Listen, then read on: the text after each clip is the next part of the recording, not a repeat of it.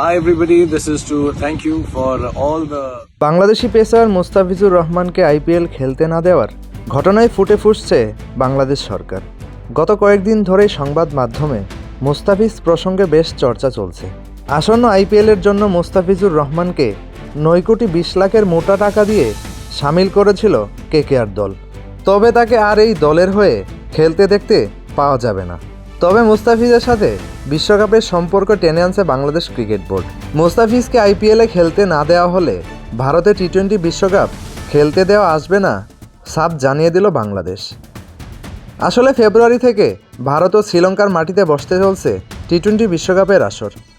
আর বাংলাদেশ বিশ্বকাপের ম্যাচগুলো ইডেন গার্ডেন্সে ও ওয়াংখেড়েতেই খেলবে। অন্যদিকে শ্রীলঙ্কায় পাকিস্তানের ম্যাচগুলো অনুষ্ঠিত হবে। গ্রুপ বি এবং পাকিস্তানের ম্যাচগুলো শ্রীলঙ্কার মাটিতে হতে চলছে।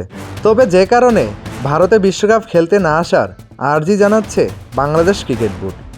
এদিকে পুনরায় মুস্তাফিজকে কলকাতা নাইট রাইডার্সের হয়ে খেলার অনুরোধ জানিয়ে হঠাৎ লাইভে এসে মুখ খুললেন শাহরুখ খান। তিনি বলেন, বাংলাদেশ ভারতের মধ্যে যে টানাপোড়েন চলতেছে আমি সেটা মোটেও পছন্দ করছি না, তাই আমার দলে মুস্তাফিজকে চাই, এটাই শেষ কথা।